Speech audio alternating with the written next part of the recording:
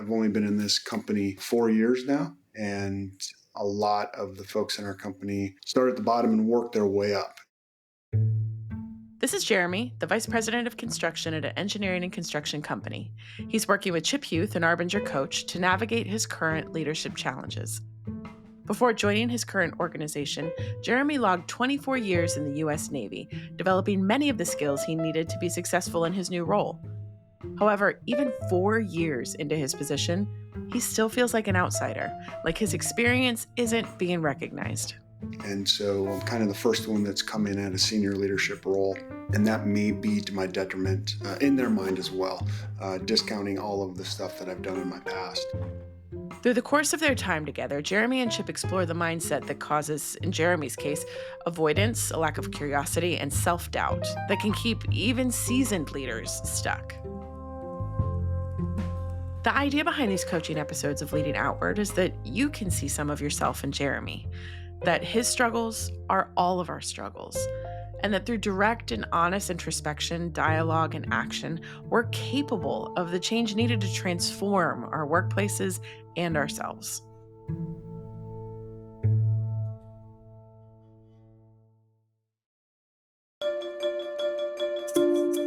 Welcome to Leading Outward, the Arbinger Institute's podcast where we explore the tools and ideas we've used for over 45 years to help people solve their toughest leadership and organizational challenges by leading with an outward mindset, seeing people as people. I'm Victoria Trammell, an Arbinger facilitator, and I'll be here as a guide throughout this coaching episode. While the actual coaching takes place between Jeremy and Chip, sometimes I'll pop in and chat directly with Chip to help us unpack everything.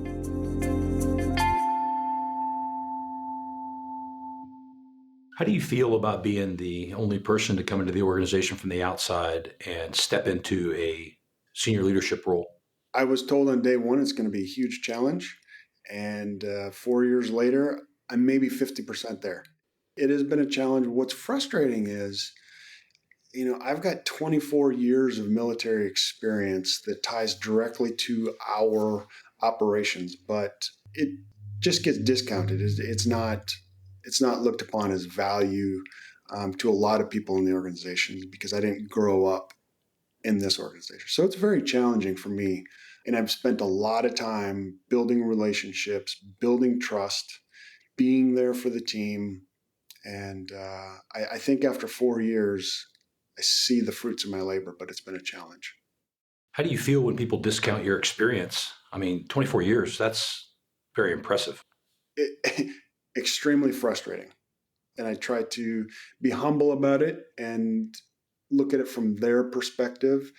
They don't know what I did in the military. I can talk about it, but they don't know, they don't understand. So I just continue to be there for the team, being a leader as I always have been. But personally, it's very challenging when my past is discounted. Man, I resonate so much with what Jeremy's talking about here. So even coming to Arbinger, right? None of my previous experience I felt like was at all applicable. And so I took this posture of like, not only am I new kid on the block, I don't have any experience or expertise in this area. And so everything that I've done in my career up until this point, not that it's worthless, but it certainly did not carry a whole lot of value stepping into this role. And so because of that, everything was from this worse than perspective. So if somebody had an idea that was different than mine, it was like, well, they must know better, right? So I can't be a part of this because they certainly have a better idea, more so than I would. Whereas in previous roles, when I was in the same kind of industry, it was very similar where it was like, how dare you discount what I'm bringing to the table? And what makes you think that I don't already know that? And I would show up that way so often, like before I even would start meetings, like I would already have this brewing sense of like, just wait. They're going to try to explain to me something that I already know, and they're going to pretend like I don't know it. And I think back on those experiences and I'm like, man, I can only imagine what it was like to be with me in those meetings. When you're coming into a new context, you're carrying all that experience with you. And I know it has been for me in the past, Vic. It's really hard to go from being the expert to kind of being the go-to person, the person who has the solution and answers, to being the new guy. I do think this is fairly common. It's exacerbated when we're inward. When we take an outward perspective and we can think about the mission and what I'm obligated to provide to my employer and my team, I can set that aside. I can even acknowledge it openly and talk openly about it in such a way that it actually takes the power away from that insecurity to undermine and invite self-focus. So if I'm hearing you correctly, what triggers your frustration is the fact that you feel they don't have what you consider to be due regard for your prior experience, which is extensive. Tell me about a time when you didn't know the things you needed to know and when you felt judged for it, when you felt minimized for it, diminished in some way. Oh, that happened today. Can I use that recent example? Please do.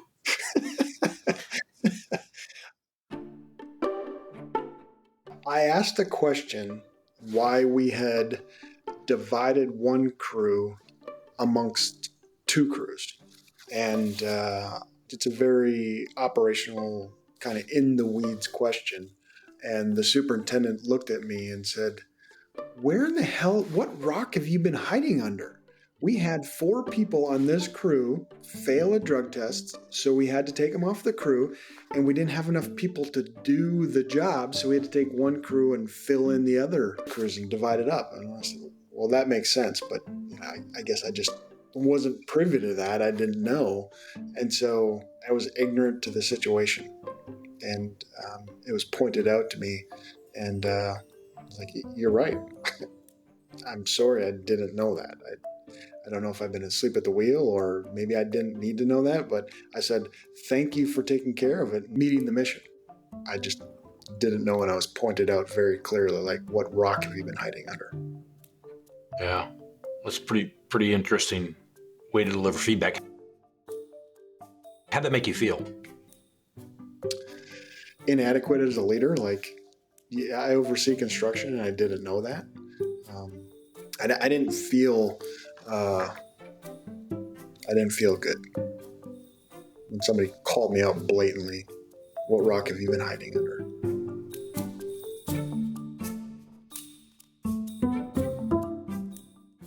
What else do they do that might drive your frustration?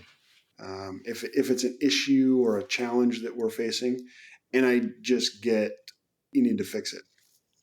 Help me understand what I need to fix. What's the problem? What's the history? What's the context of it? An example of that was recently we had some material stolen from a job site. And all I was told was, you need to file a police report. There was a whole bunch of other context around this situation, but all I got was, you need to file a police report. And then as we dig into it, there's a lot more information. There could be some nefarious things going on. There could be more people involved, but I wasn't given that information. I was just given some material was stolen, file a police report. And it's taken me a few weeks to dig into that, to find out more information. I don't know that I have the rock bottom truth, but there's a lot more to that. And I know that the information was known at the time, but I was just told to file a police report. I could see how that might help someone feel excluded. Yes. So I'm curious, when you're getting this information kind of on a drip, maybe it feels like it's been edited or attenuated in some way. What do you think is driving that? What's driving what appears to be their tendency to not give you the full story? If you had to guess. If I had to guess, and how I perceive it is, in our industry, the guy that runs the screw on the back of the paver, right? They started running the screw and they know how to lay a mat of asphalt and they've grown up in the industry. Well, I've never ran the screw. And our company is a very hub and spoke communication and direction type organization. So there's a lot of phone calls that are made to individuals back and forth. And I always joke around that I'm not in the information superhighway because I'm not on my phone getting phone calls all the time on getting the information. And over the last 4 years, I've slowly merged into the information superhighway, but it's been a challenge, and I think that is the reason why I just get the drip. I'm not in people's mind the first one they got to call or call to catch up or just call to chit chat. The people that have been here 10, 15, 20, 30 years, that's what they know and that's what they do. And so I've tried very diligently to ease my way in there and just make phone calls and the conversation and the building trust. It's not my style, but I've tried very hard to do that more and more. Chip, as I'm listening to Jeremy talk about this, and he's talking about how he doesn't know how to do these things, I think back, there was a position that I held where I was deputy program manager on this massive software development contract. And I was not feeling, I was about to, tricky. I was about to say I wasn't part of the inner circle. I was not feeling a part of the inner circle. And so what I said to myself was, well, that's because I've never been a software developer. I don't have a technical degree. I don't have an advanced degree in a technical field. And so until any of those things have happened, no one is going to take me seriously. And so what I did then in response was remove myself from those conversations, maybe not physically, but certainly mentally and emotionally, because they're not going to take me seriously anyway. I'm not a part of this inner circle because I haven't done all of these things in a technical field. Therefore, I'm not going to understand what they're talking about because they're not going to explain it to me. They don't think that I'm worthy of their time.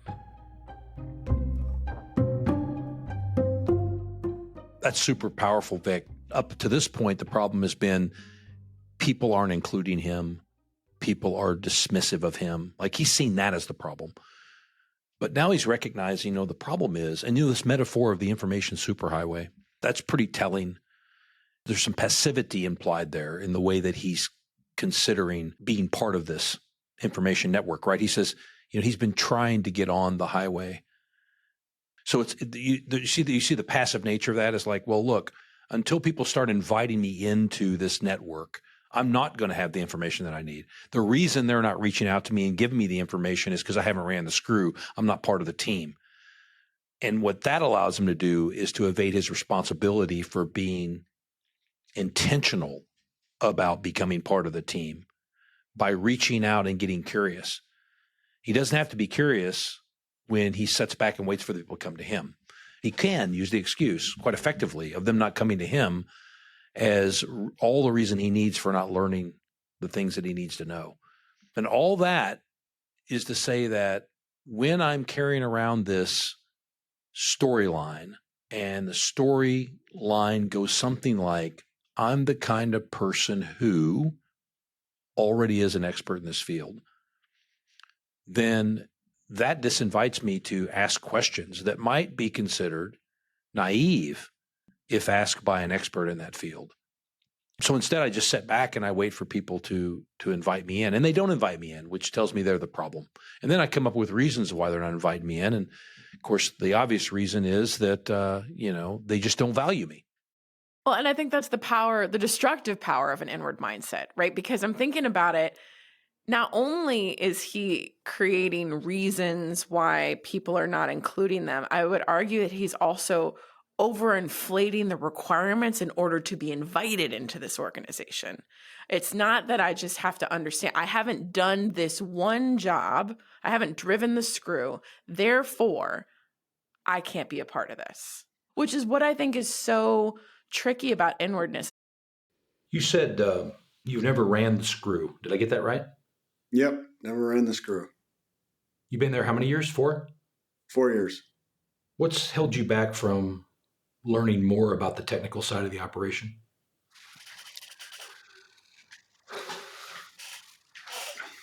Really no excuse. Time. I go once a week. I do dedicate a day to go out and spend with the crews and ask questions and learn and make sure I understand what the crew's challenges are and how I could help them.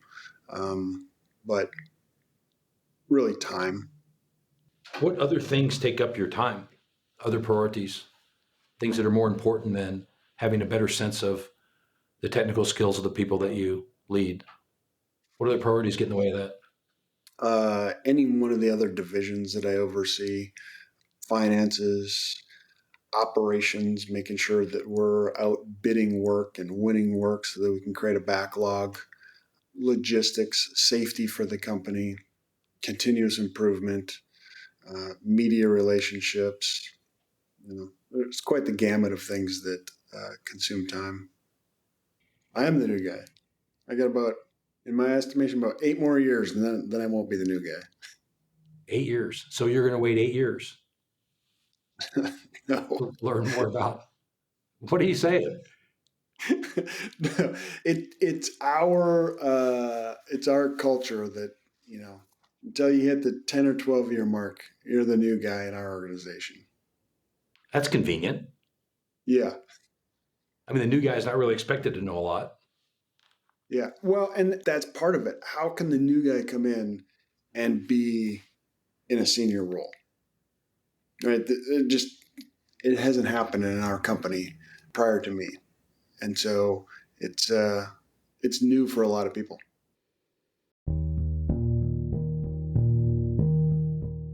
People are aware of your accomplishments in the military. They're aware of your record now. You may feel like they give that short shrift, but they know. They know why you were brought in. I just wonder to what degree they might feel that you really haven't transitioned out of the Navy.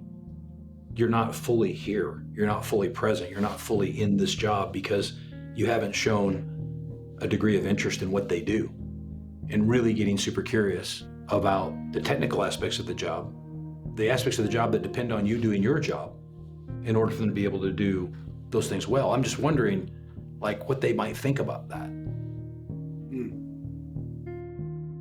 Jeremy, 4 years is a long time. Yep. And I'm not disregarding the cadence of your work or all the responsibilities you have. I'm just curious about the prioritization. I'm curious about what's holding you back from reconsidering those priorities. I mean, are we going to wait another 4 years to get really curious about these people we find frustrating and disregarding? And no, when you say super curious, I have not been super curious. No. Why? I don't know that I have a good reason for that.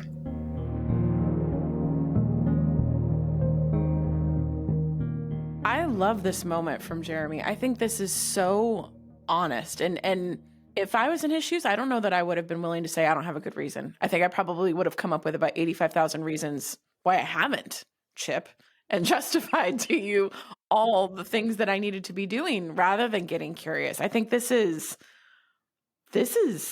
big for relatively early on in your conversation. Yeah, look, Jeremy kind of becomes my hero here in this moment because I don't think I would have had the courage to say what he said. Same. I think it would have been true. Like it would have been as true for me as it is for Jeremy. I've been in these situations where it's been true. But the fact that he can just be honest about it, because he's smart enough, he's agile enough, he could have came up with an excuse, but he didn't. He just let that all go, and he got to the point where he could actually question himself and be honest about what's happening, and that's the predicate for improving. Matter of fact, that's the point of our work, is to get people to the point where they can make that admission, right? And that allows them to dive a little bit deeper. I mean, just with that one phrase, I feel like he has pierced the veil of his inward mindset, right? The fact that he is willing to consider that he doesn't have a good reason, right? What does that mean? He has no justification. He has no justification for not doing the thing he knows he needs to do. That is that is the pivotal point. That's where we would hope every leader could get to, where they go, man, I don't really have a good reason. If I'm not willing to question, hey, where am I wrong? Where am I not seeing this correctly? Where have I misstepped? Where have I not acted in the way that I feel I should act in this situation? Where have I not taken my responsibility? If I can't ask that question, I'm not after the truth. I'm after justification for staying where I'm at. And I think that's what makes him my hero here. I want to explore this a little bit. When you feel like people aren't having due regard for your vast experience, your expertise, when you feel like they're excluding you from conversations or editing information and that they're not wanting to collaborate with you, when you're feeling that way, how would you describe those folks? Like if it was just you and I talking over a root beer, what would you say? What would I say about them? Yeah, like how do you view them? I mean, people that aren't including you on collaboration, people that aren't honoring your expertise, people that again don't seem to want to share the unvarnished truth with you. Uh, I get very frustrated with them. I kind of see them as an outsider for me, in an odd way. I respect them, but then I don't get that respect back, and that's what frustrates me. So I don't look down at them. I don't think of them differently. I just get frustrated because I don't see why that level of respect is not reciprocated back. What I'm hearing you say is that you experience them as knowledgeable in the technical sense. You also experience them as frustrating, as outsiders, and as people who are disrespectful. Yes. How do you respond to that? How does that show up in your behaviors? I would say that I end up getting short and curt with them. And maybe I try to be right instead of get it right. I try to exude more of a authoritarian leadership instead of collaborative. You mentioned that you prefer collaborative. Yes. And then I just conflicted myself. That is what I prefer. But when I don't get respected or my experience doesn't get respected or gets discounted, the red flag is I become short, I become curt, and then, hey, this is what we're going to do instead of my desire to be collaborative. You're recognizing that as a red flag. That's curious.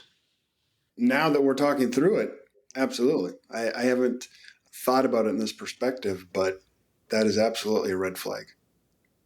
Instead of being collaborative, I become more dictatorial. Yeah, there's just a lack of trust. Like, what I say from their perspective, I'm imagining what I say is not going to matter because Jeremy's going to make up his own mind. He's going to do what he wants to do and not take our thoughts or ideas or suggestions into account. He's already made his mind up.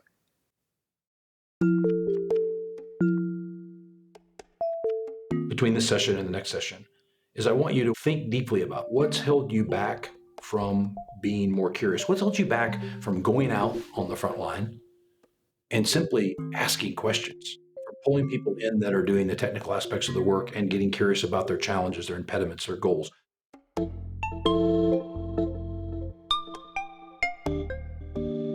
A few weeks later, Jeremy and Chip got back together for their next session. And the space between coaching sessions is just as valuable as the sessions themselves because that's where the real work happens. It's where mindset is put to the test and new ways of thinking start to take hold. What does it mean for you if you don't know it all? If I don't know it all, that means I need to ask questions. Then I need to dig in and I need to understand. And it's okay for me to not know it all. There's a bunch of this company that I don't know. It's a small miracle, the things that happen every day. But I guess in those situations, I rely on those leaders to execute that piece of the mission that I don't know.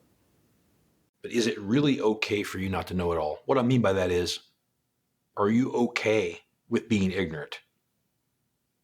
Can you sit comfortably in ignorance?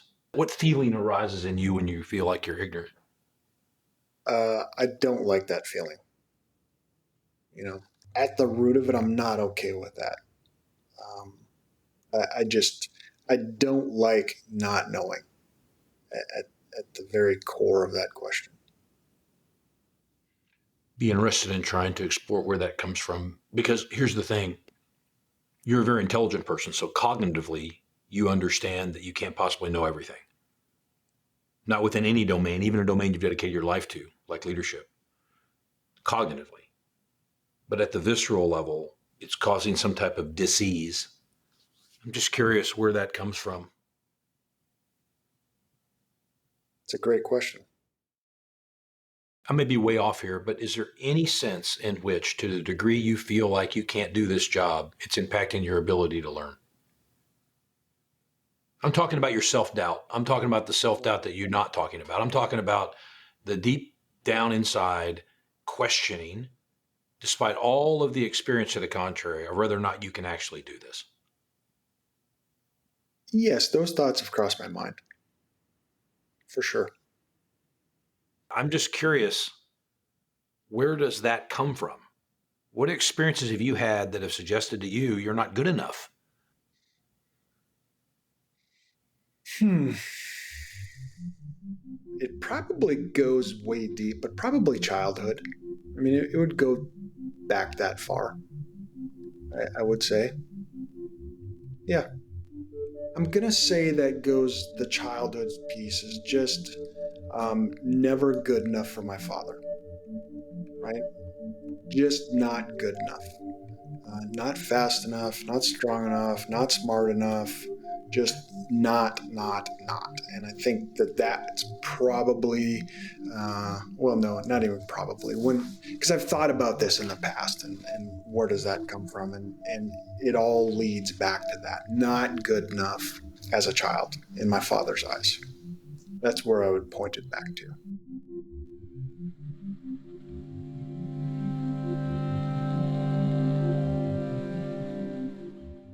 When Jeremy's talking here, my heart hurts because I think I've had very similar experiences, not necessarily with my dad, but with others.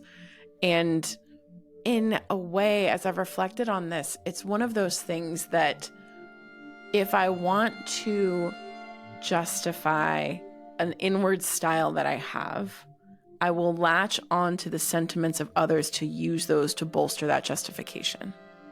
So if I'm in a situation where I feel that I am incapable, it's very easy for me to call up hurtful experiences from my past, my childhood, previous relationships where I was told I was incapable, and then give those such heavy weight and meaning that I allow it to shape the way that I view myself moving forward.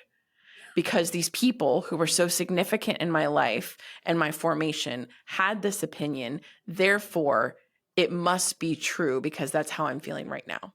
It's a cyclical thing, right? I'm feeling this way, so I look for justification that reinforces it. And the further that I can go back, the better, right? Because that means that there's a quote history of me being this way, so that it then justifies me being this way.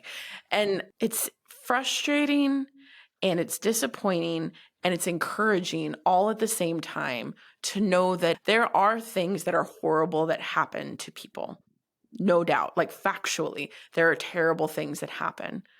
But we have so much power over the way that we take those words and those experiences and how we let it shape our future. But it's so easy to get stuck. And I think that's the thing that interests me here when Jeremy's talking is, what's it going to look like for him to get unstuck? When we're stuck, when we're looking back on our relationships and trying to make meaning of what we perceive as suffering, especially at the hands of others, right? Like we're doing this for a reason. Jeremy, me, you, all of us, we have reasons why we tell ourselves these stories. We're protecting ourselves from some perceived threat. But you're right in saying that we have more control than we think we do. We do. It feels scary because, like, I'm tempted to think, well, look, the things that happen to me define me. But it's really the meaning that I make of what happens to me. That's what defines me. And that's what allows me to take control of the situation and not import it into my current reality. It could be true that people have mistreated me, and they're culpable for that. But I'm responsible for the meaning that I give to what they did. Sometimes people will mistreat you. I mean, that's what people do to varying degrees, right? We're hard on one another. But for me then to take that mistreatment and to accept that as a verdict against my worth, right? That's a corruption of reality. That's saying like this person has power over me. I've given them power over me to determine who I am and how much value I bring to the world, why would we do that? Well, we would do that for one reason we would do that is to avoid responsibility for improving. If I really am broken and powerless, then I'm not required to be better. I'm not required to get unstuck, right? I'm the perpetual victim. And this isn't discounting people who are actually victimized by things. People are really victimized by things.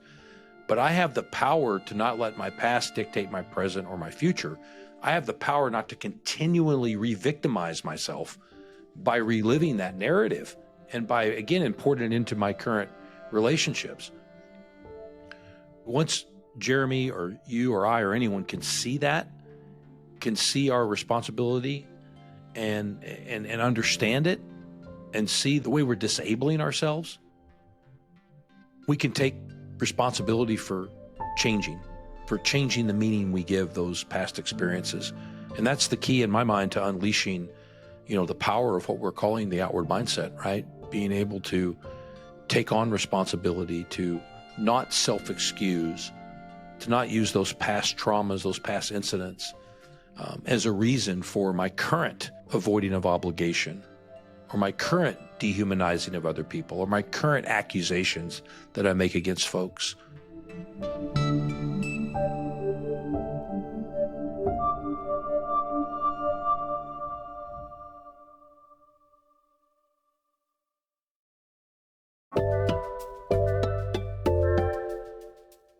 Hey everyone, McKinley here, one of the hosts of Leading Outward. Since this is one of our first episodes, I wanted to give you a quick lay of the land. You're currently listening to one of our coaching episodes. We also release narrative episodes that explore a single leadership challenge, and we've created these two formats so that you're getting both ideas and a chance to see what incorporating those ideas looks like in practice. We're so glad you're here, and if someone's come to mind while you've been listening, it's probably because what you're hearing could help them solve points of friction in their life. Invite them to learn alongside us by sharing this episode with them.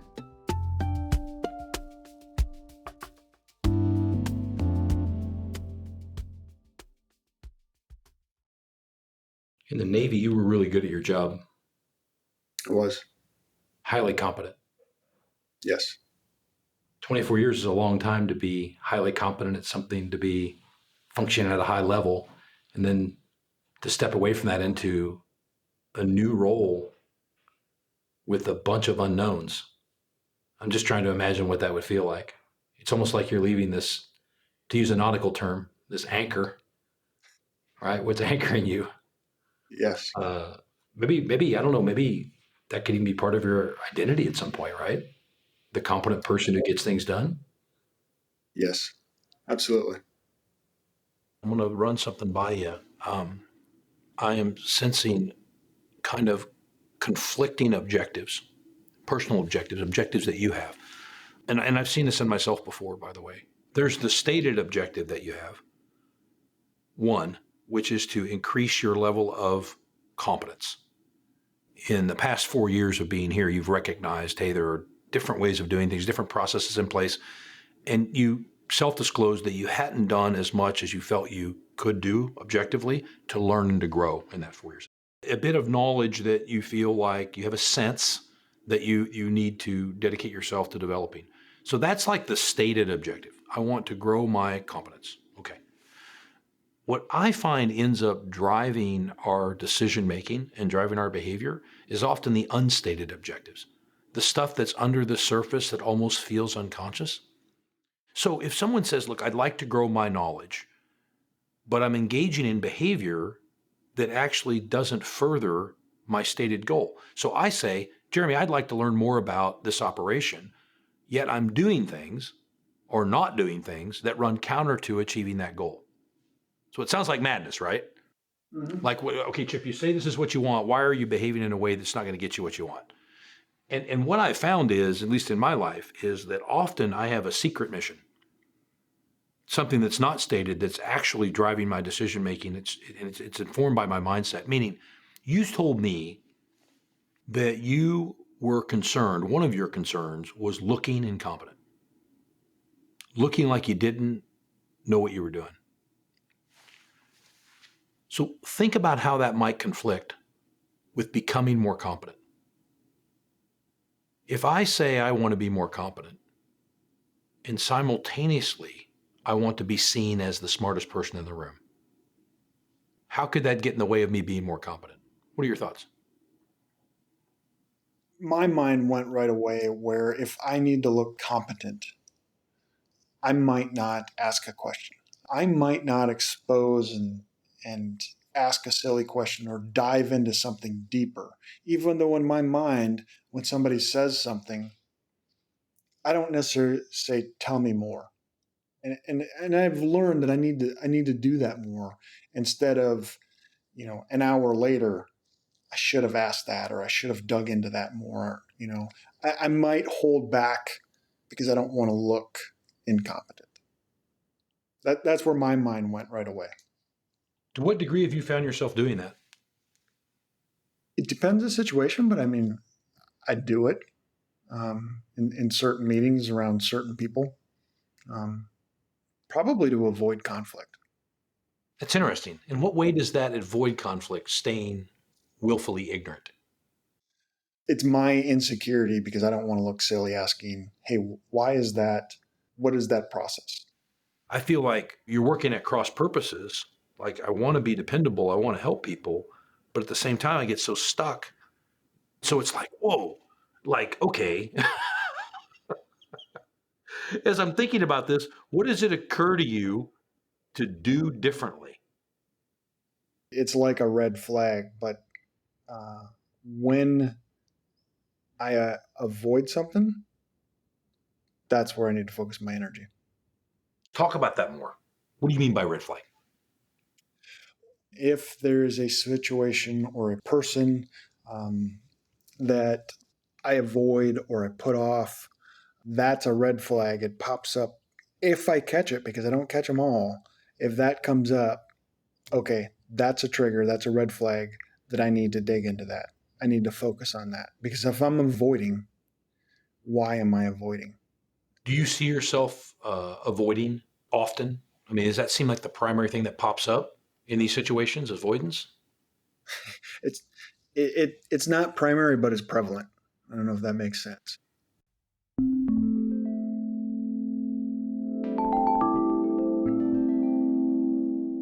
I was doing some thinking about that the last couple of weeks, and I think it's really image self preservation.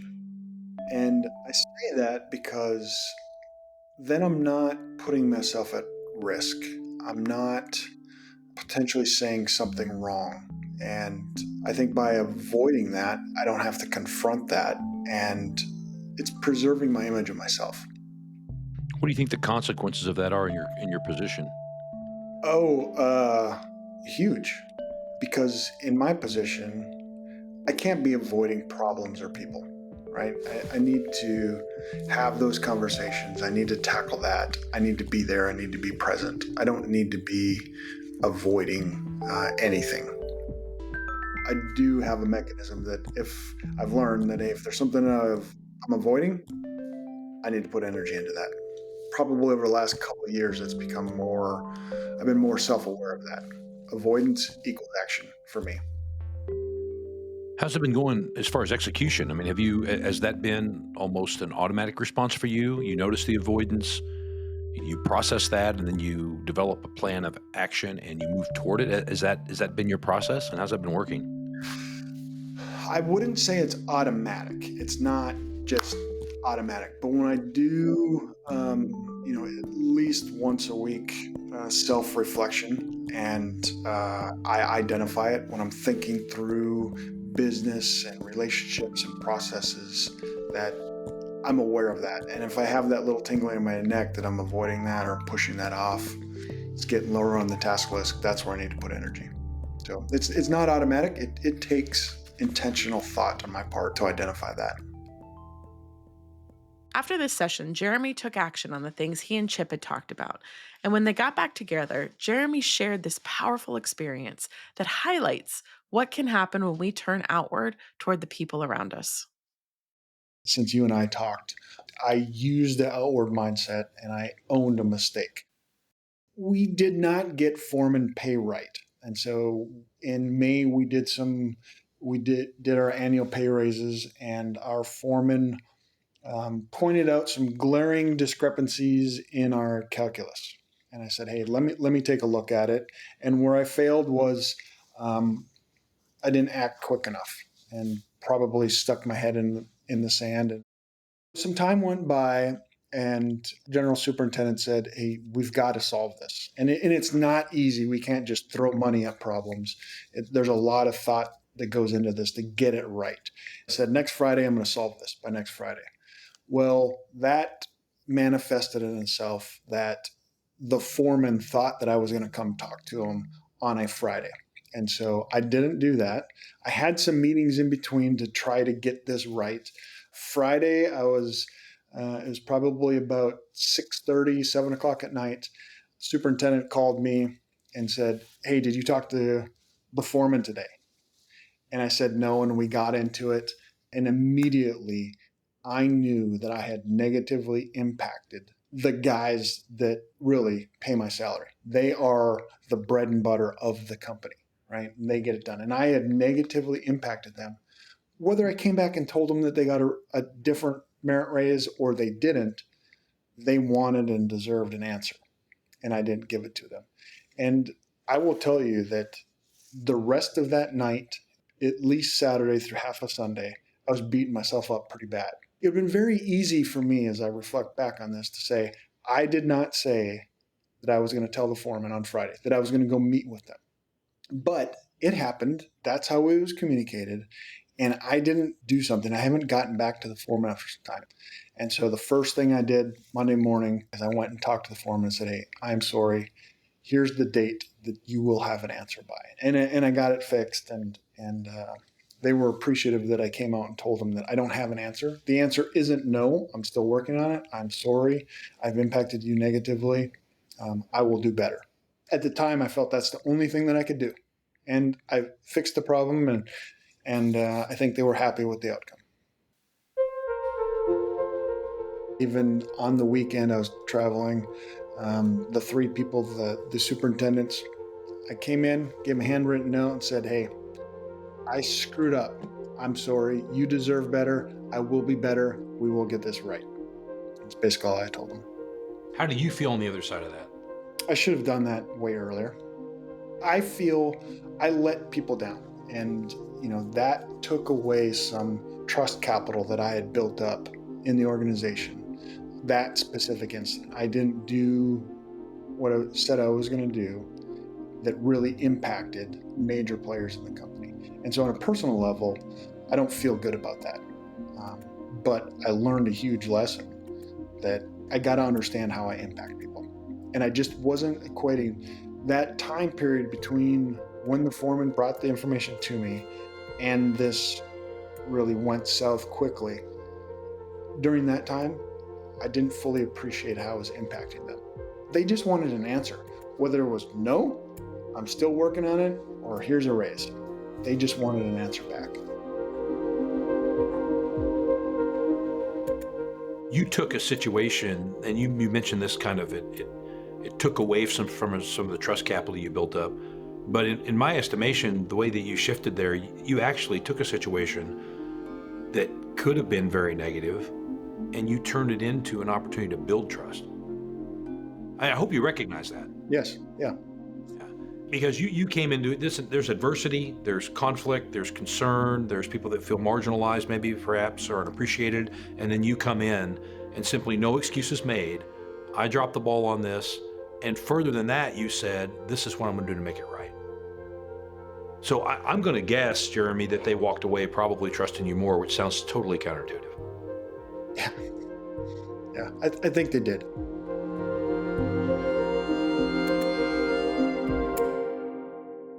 This is huge for Jeremy. I mean, I think it's so tremendous the fact that one, this naturally occurred to him when he was able to figure out what he was supposed to do. And two, that once he got to that point, he did it. When we can move from an inward to an outward mindset, it's just we can acknowledge something that went wrong. We take ownership and accountability for it, reconcile the relationship, and move on. Letter writing never occurred to him when he stepped out of line with his values. But once he realigns with what matters, right? The things he really believes are important. Once he does that, all of a sudden it occurs to him, I think the right thing to do is write a letter. That wasn't even on his radar before. He's not making a sacrifice. He's not martyring himself. He's just simply doing what outwardness dictates in the situation. He's recovered his sense of these people as people, and he's acting truthfully and honestly and forthrightly. That is the most powerful thing we can ever do when our goal is to connect with and lead other people. It's been a while since we've talked to Jeremy, and we were curious how it's been going for him. So we reached out to see what his leadership journey has continued to look like for him and his team. Not too long ago, we had a crew that they had some pretty major infractions, things that would warrant getting terminated. And my initial reaction, I went right to blame. I wanted to go and terminate them all, right?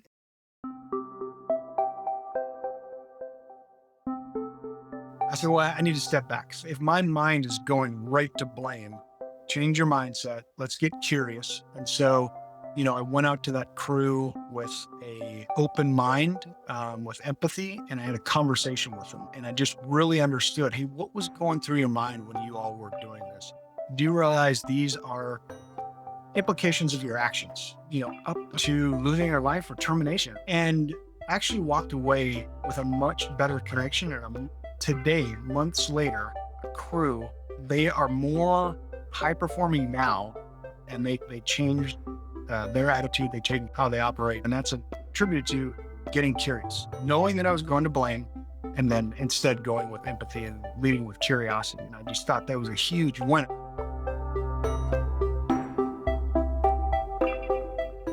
Yeah, brother, this has been incredible. I really appreciate you letting me in and letting me grow with you.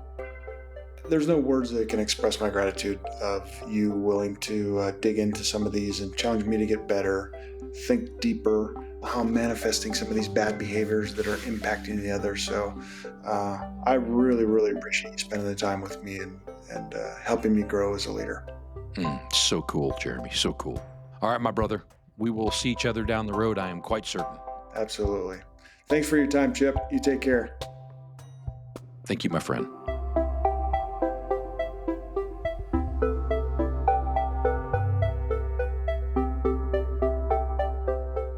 Leading Outward is produced by the Arbinger Institute.